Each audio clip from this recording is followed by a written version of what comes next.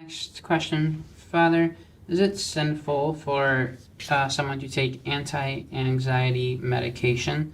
Does taking these pills mean that the patient is placing his trust in this medication rather than in God? And also, is it an occasion of sin to take these pills because there is a chance of addiction to them? Is it a sin to take them? If there is a real pathological condition that warrants them, if the condition of someone is so grave, if the danger is so immediate, the pain, the suffering, and so on, are so intense that one can receive relief from these things, it would not be sinful to take them.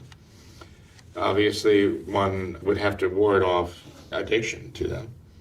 But is it a denial of God and His providence and His loving care? No.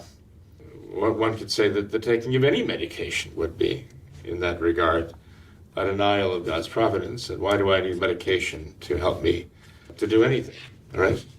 Why when I go under the knife and have an operation, let's say somebody goes in for rotator cuff surgery, as a general anesthesia, is that a matter of rejecting God's providence? No, of course not.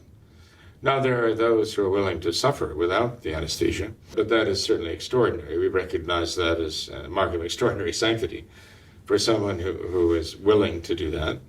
But at the same time, we realize that for many, many centuries, there was no such thing as anesthesia.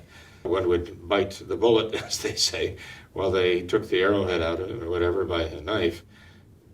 Suffering such pain is not unknown in the human race history. It's actually in our own time that we have the benefit of these anesthetics.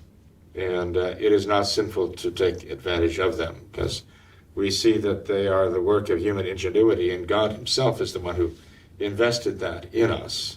He created us.